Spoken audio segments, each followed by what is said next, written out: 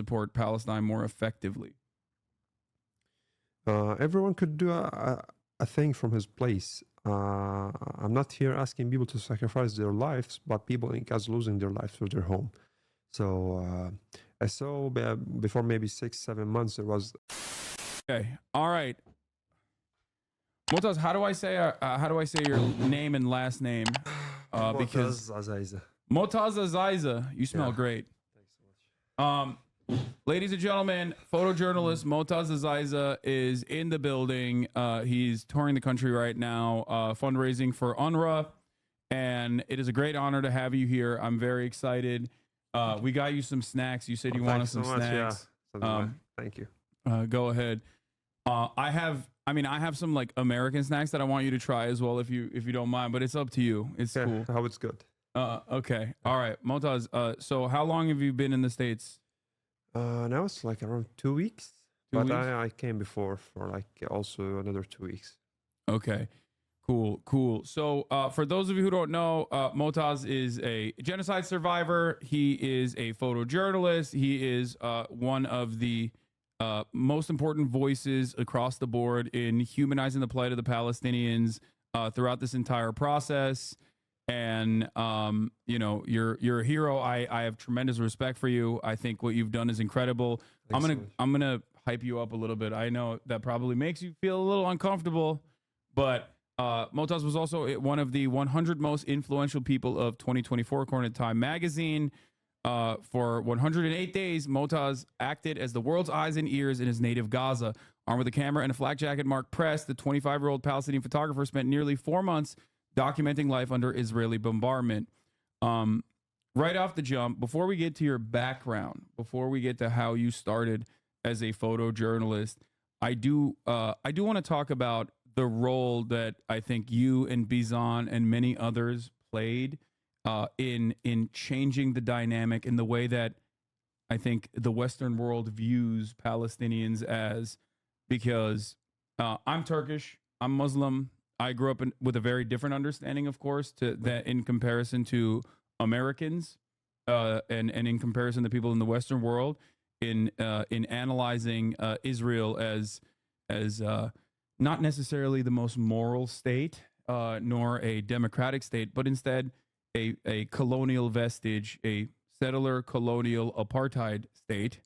And a lot of people, I think, in the aftermath of Israel's incredibly violent Gaza incursion, which is a genocide, started recognizing that reality. But how do they recognize that reality? I think you guys played a big role in making people understand the reality by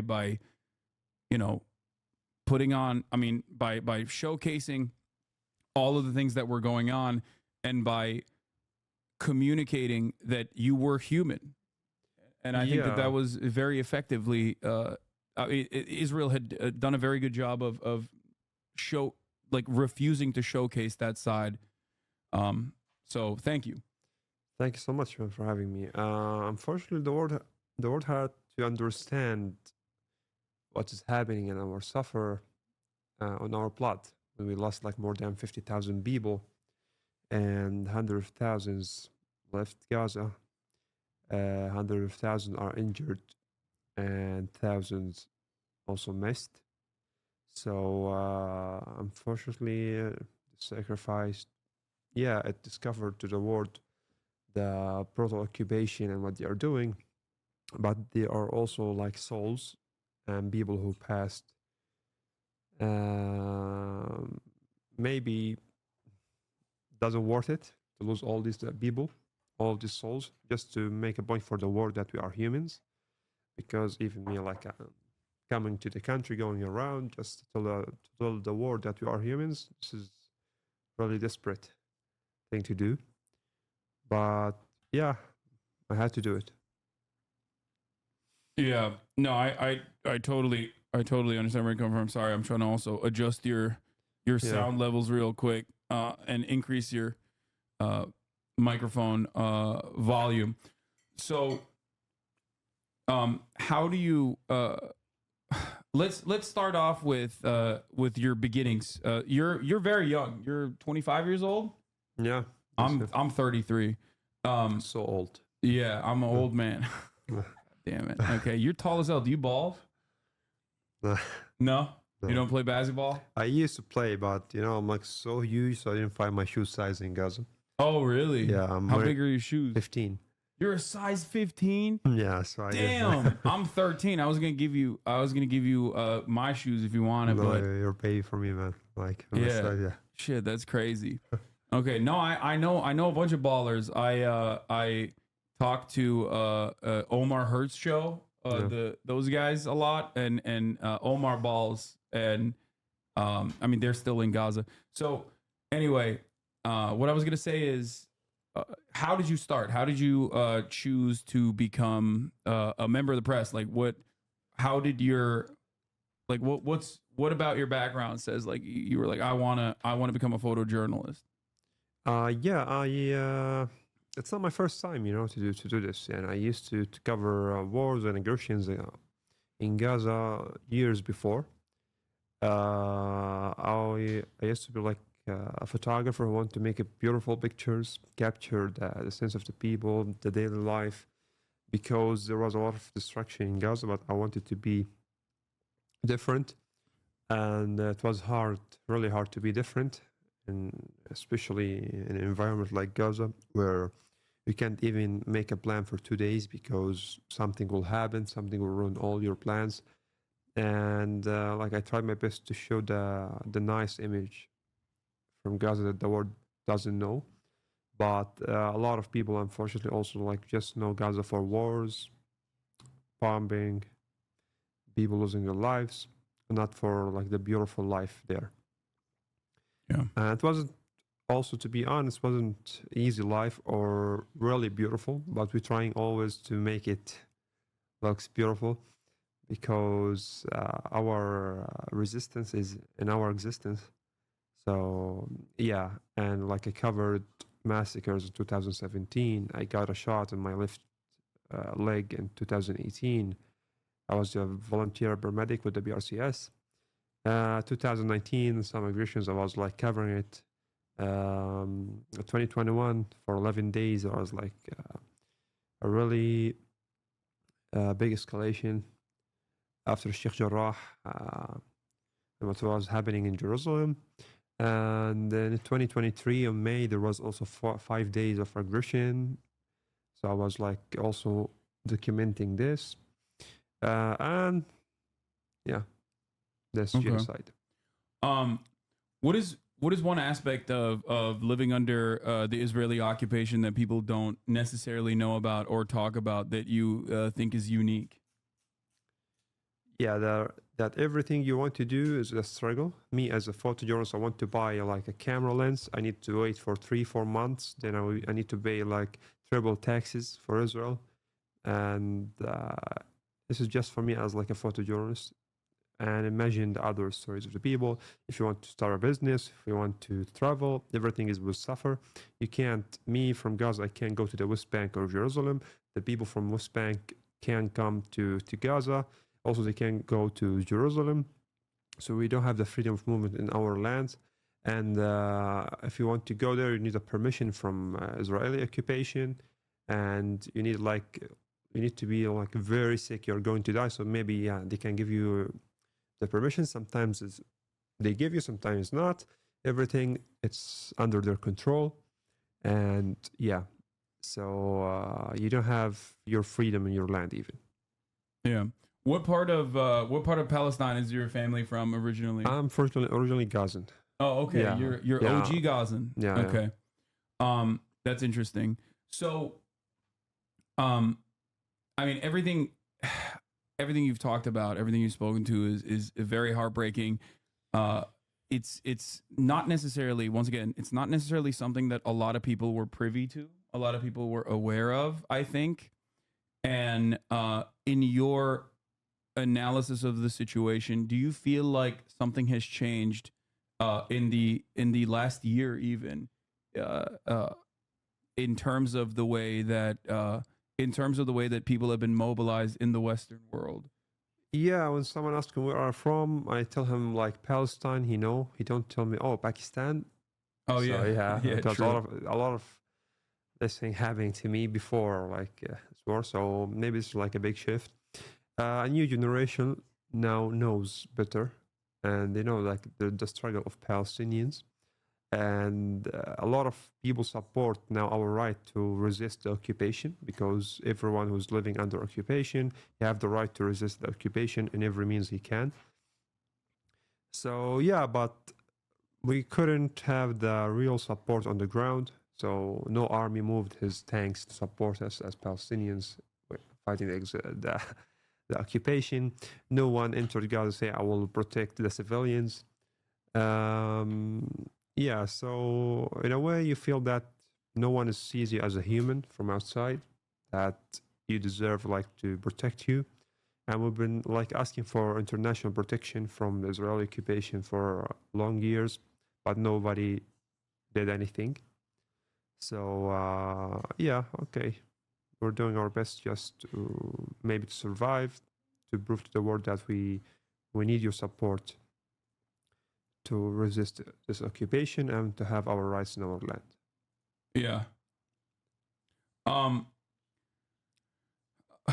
how do you foresee this going? Like, do you feel like something has changed in terms of the way that people view Israel now, in dare I say even contentious terms, where I believe that that the actions that Israel has taken post October 7 has uh, genuinely dramatically altered, I think, like the continuation of the apartheid in the way that it Yeah. does. Yeah. Do you have some semblance of hope in all of this darkness about potentially a trajectory change for Israel? Uh, yeah, maybe a lot of countries recognize Palestine as a country now, as a state, because there was a lot of countries didn't recognize Palestine as a state, and a lot of countries going to recognize Palestine as a state. A lot of people now know the truth of Israel as occupation, and a lot of people now understand that our war, our fight is not with like Jewish people, it's with Zionism, because there's a lot, thousands of Jewish people, maybe hundreds of thousands of Jewish people supporting us, because there's also Palestinian Jewish people. So because there was like a really big misunderstand before this, because yeah, they're using the words like anti-Semitism to, you know, to block you from doing what you're doing in your country. So yeah, we're raising awareness. I hope maybe there's a weak hope, because it's been like almost a year now, and nobody did anything. Watching people being massacred and like by live shows, 4K footage, and in every minute you see like people being killed, and people, okay, yeah, let's shout free Palestine. Thank you so much. We appreciate this, but we need actions. We don't need words. Yeah, because Israel doesn't get words. Israel get actions. They get funded by billions of dollars from the US, from the West, from weapons factory in the UK and everywhere, in Italy. So they get action. This is why they are like winning. This is why they are like killing people and nobody stopped them. But we need more actions. We don't want words. We don't want comments. We don't want likes. We don't want share. We need actions in the streets and everywhere you could. What can people do to support Palestine right now in America, in the Western world in general? And the reason why I specifically talk about that, for those of you in the chat that don't understand, is because if you are not inside of the heart of empire, if you are not an American citizen, if you're not like a Western European, your assessment of the situation has always been, especially if you're Muslim, especially if you're from the global South, your assessment of the situation is that, oh, this is just more settler colonialism in the exact same ways that you might have even experienced. But obviously, the Western Hemisphere, specifically Western Europe and America, hold most of the cards in this equation and have been able to keep a lot of people oblivious to the reality of Israel and what Israel's actions are. This is why I specifically talk about that that aspect of the equation. So what can people do to support Palestine more effectively? Everyone could do a thing from his place. I'm not here asking people to sacrifice their lives, but people in Gaza losing their lives for their home. So I saw before maybe 6-7 months there was American soldier who burned himself. Aaron Bushnell. Yeah, because what's happening. I'm not here asking people to kill themselves for us. No, we want you alive to support us. But you were a really human. He couldn't see what is happening and just keep watching.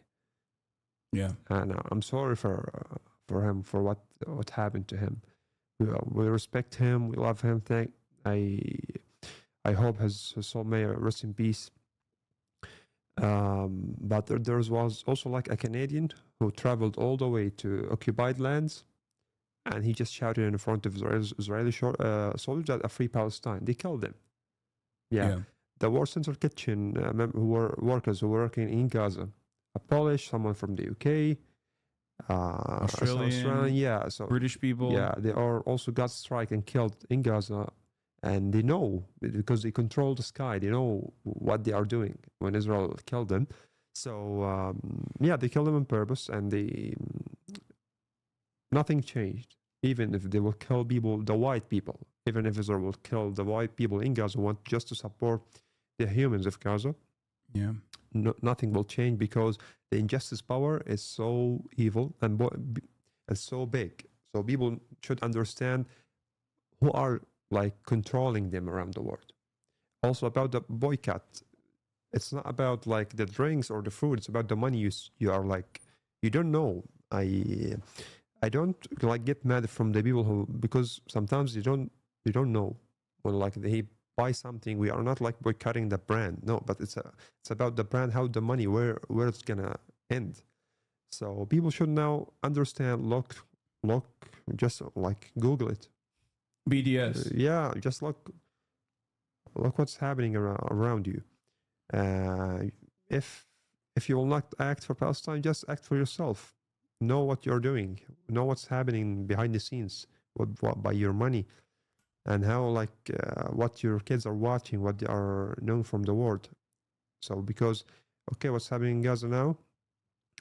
I hear this from you. Yeah, you raise our awareness. We know we didn't know before, but even the reason that raised your awareness, just he needs you need your support.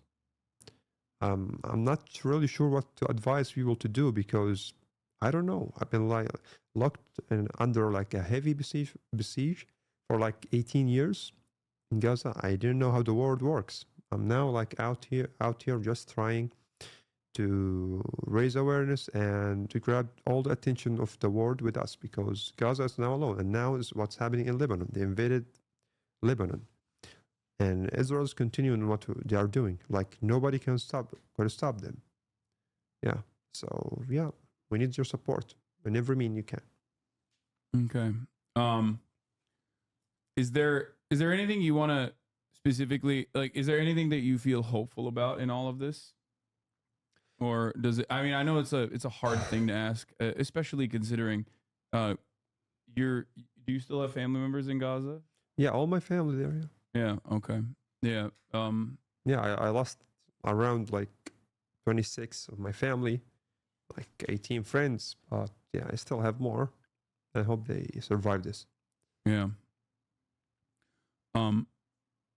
But yeah, in all of this, I feel like Palestinians, like you said, your existence is resistance.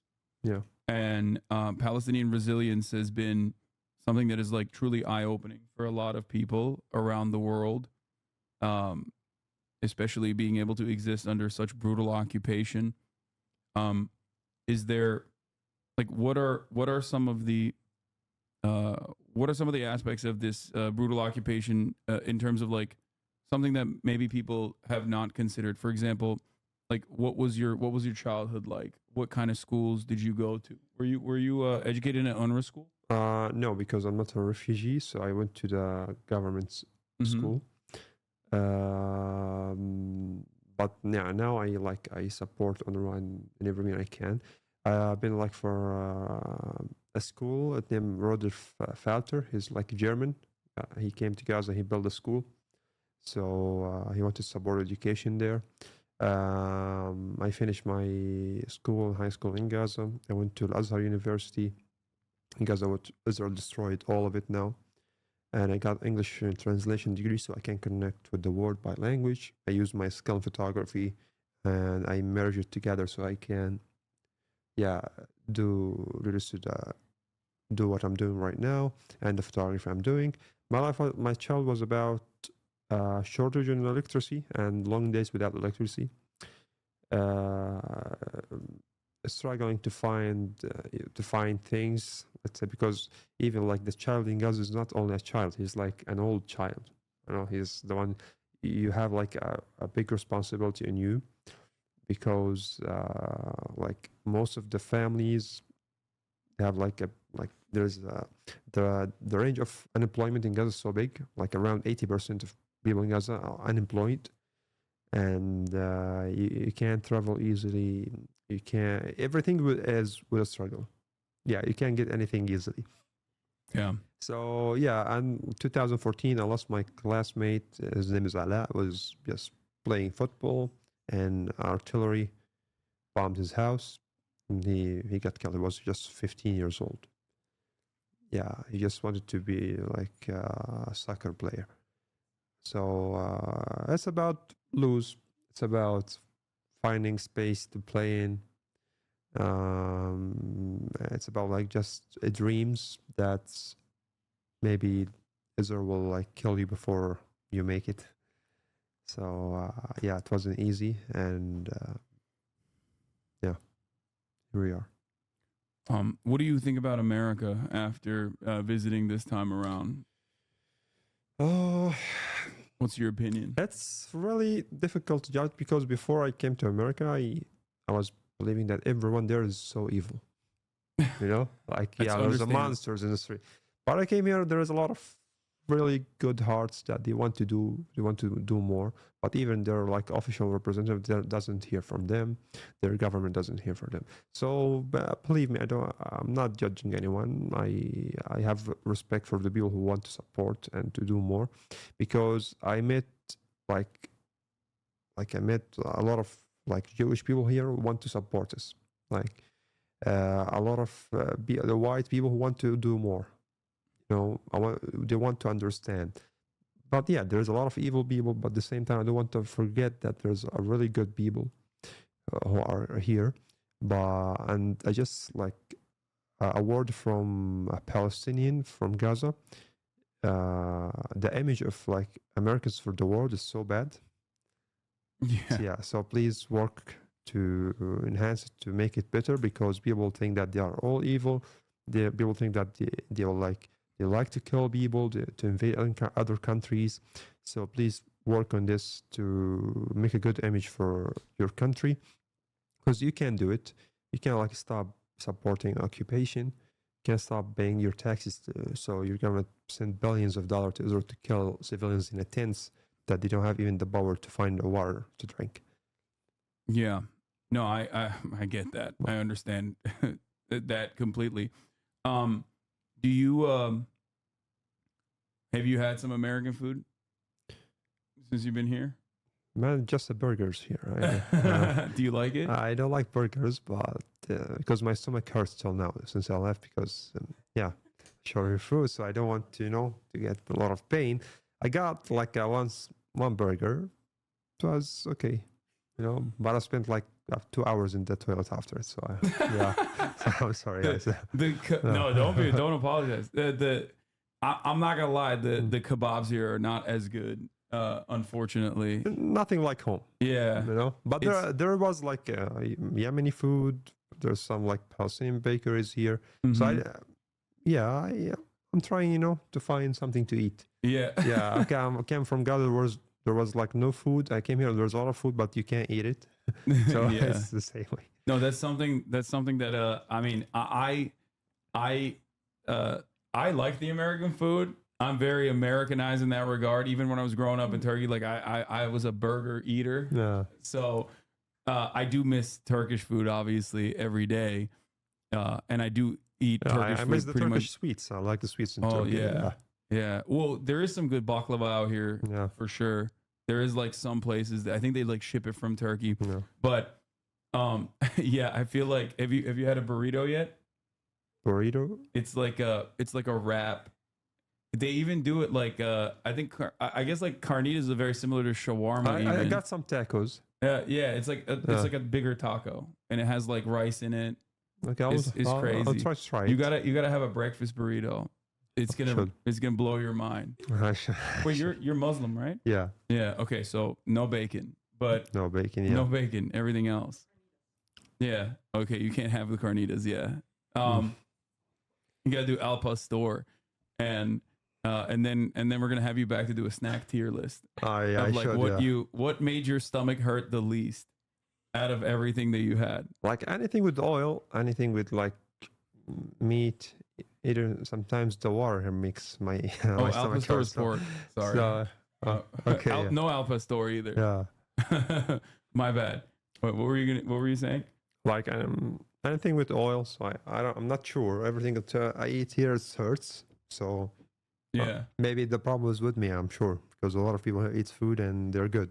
Well, I Just mean, yeah, you getting grew up in fat and- Gaza. I yeah. feel like your diet was very different than the average American diet. Yeah, because like the diet in Gaza was different the last time because I lost around like 12 kilograms in less than 3 months.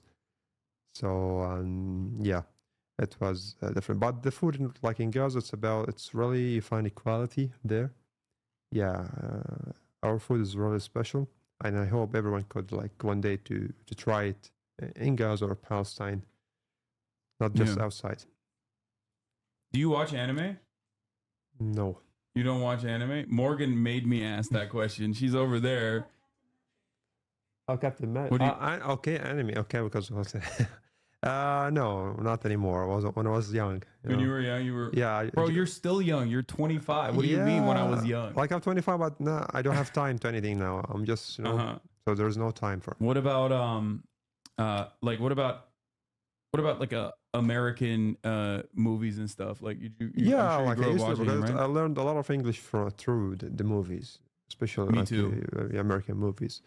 So yeah, like I'm now trying to watch Prison Break. I know it's so old. But, Prison Break. Yeah, I'm trying to watch it. Yeah, You got to get up to date, man. You gotta watch like Breaking Bad or something. I should, but it's like so too long, you know. Oh yeah, it is. Yeah, too it's long. a lot of stories and yeah, Or I need time. Sopranos. yeah, I need time. Dude, there's so much. There's so much that I'll give you a list of I stuff watched to watch. Matilda. Matilda was good. Matilda? Yeah, What? just like for an hour and Yeah. 40 It's- minutes. So it was good. Yeah. Okay. So you played a little bit of basketball. You didn't play a lot of sports. Yeah, I played volleyball. I played like soccer, but yeah, then my sports not like my type right now. You're a singer. No, not singer. You're good at singing. What is your No. favorite song? No, like I like the script, Imagine Dragons. Yeah, some Arabic music, but no, I'm not a good singer. Yeah, Uh-huh. just sing when I'm under the shower. That's it. I feel that. Yeah. I'm not a very good singer either, but I still do it every now and then. Yeah. What's your favorite soccer team? Like I like the Spanish team, like Madrid. But Uh-huh. yeah, when Ronaldo got out.